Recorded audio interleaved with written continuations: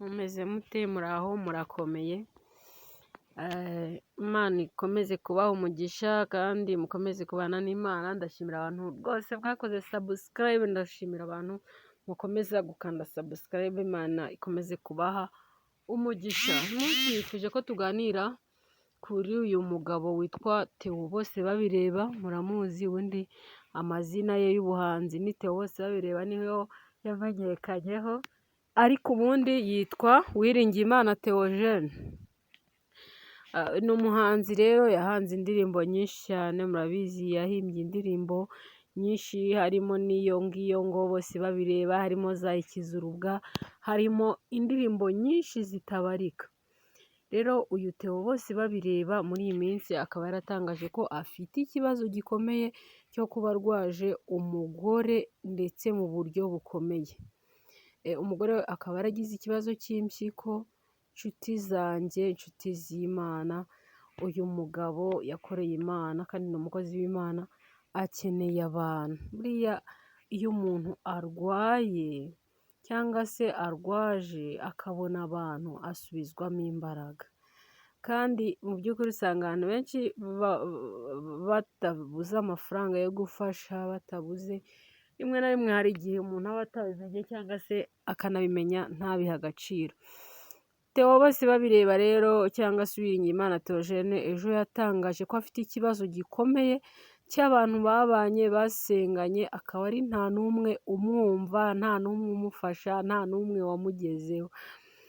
Arabivuga ati rwose abantu dusengana ni nkaho nta kintu bamariye, abantu dusengana nibo bambabaza, abantu dusengana rwose abavugaho cyane, avuga ati ahubwo ndarenga nkafashwa n'abantu banywa urumogi, abantu banywa itabi, abantu b'imbobo ku muhanda.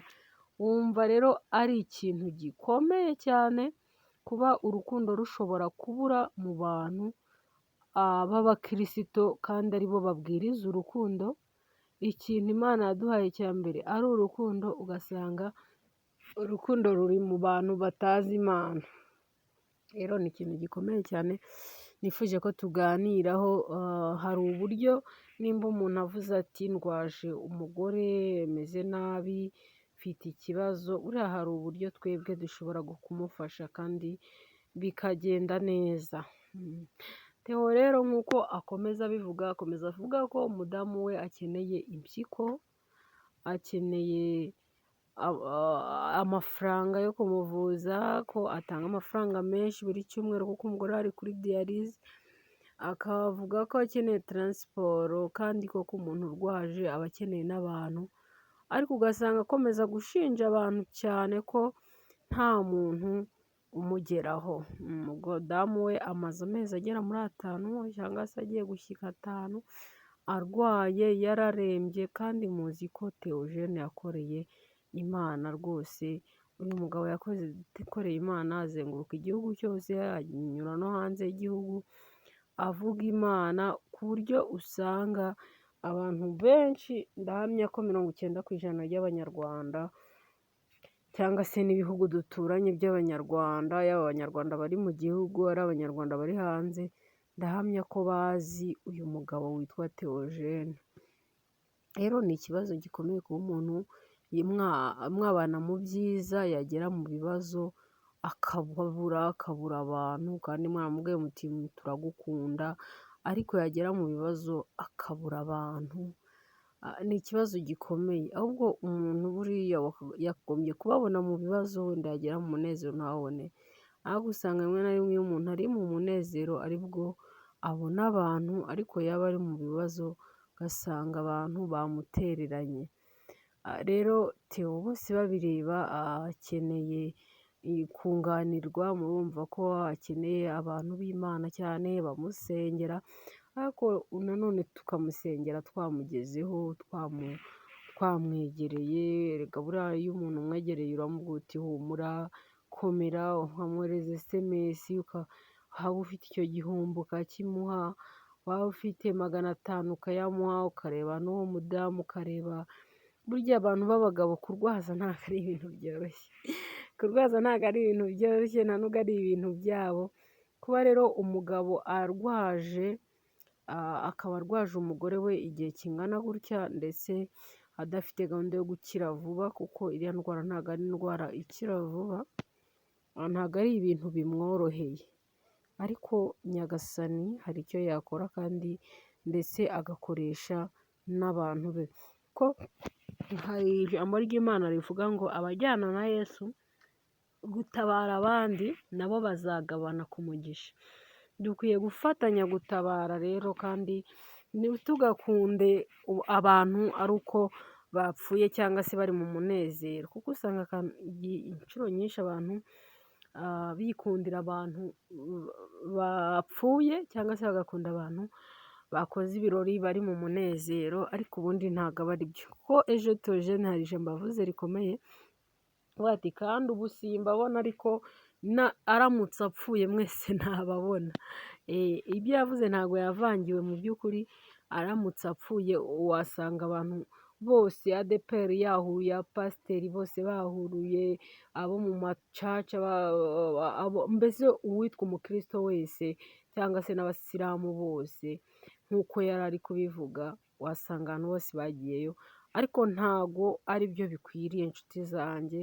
Ntabwo dukwiye gukunda umuntu wapfuye, ahubwo dukwiye gukunda umuntu ukiri muzima, tukamusura, tukamuganiriza, tukamwegera, tugakora buri kimwe cyose kugira ngo umuntu wacu anezerwe akiriho. Hari igihe usanga abantu rimwe na rimwe twirengagiza ko natwe hari igihe twahura n'ibibazo, ariko buriya ibibazo iyo bigeze kuri kanaka hari igihe biba biri kuzenguruka, igihe bishobora kuva bijya iwawe cyangwa se no ku muturanyi. Buriya rero niyo mpamvu dukwiye gufashanya cyane ndetse tugafatanya muri bintu byose. Theo rero nk'uko akomeza atabaza, gusa avuga ko rwose umudamu we ameze nabi, ndetse rwose ko nta cyizere gihari cyo gukira vuba, ko impyiko zose basanze zarangiritse kandi ko akeneye impyiko. Akomeza avuga ko hari abamufasha ariko hari n'abatamufasha, aramuhamagara ariko cyane cyane ko abantu batamuhamagara. Reka rero tubwire Theo tuti ihangane, komeza wihangane, kuko niko muri iyi si bigenda. Muri iyi si ibibazo, ibigeragezo byose biza ariko bihetse ibisubizo, biraza bikagenda uko byaje, rimwe na rimwe ukitotomba cyangwa se ukibaza uti ibi ni ibiki bimbaho, ariko turagira ngo tukubwire ko hari abandi bantu badafite platform, badafite za YouTube channel babivugiraho, bafite ibibazo birenze ibyawe. Uramutse ugeze nko muri CHK wasanga hari abafite ibibazo birenze ibyawe, badafite imodoka ijya kwa muganga, badafite n'igihumbi cyo kwishyura, badafite buri kimwe.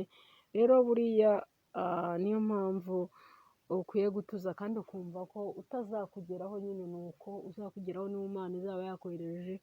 Hariho n'abinangira imitima, ntariho n'ababona ko atari ngombwa. Ntago rero abantu wabateramo ibitabarimo, gusa umuntu wese ubikora bikunze, umuntu wese wumva afite gahunda rwose yo gufasha Theo, Imana imuhe umugisha kandi ikomeze kumwishimira cyane.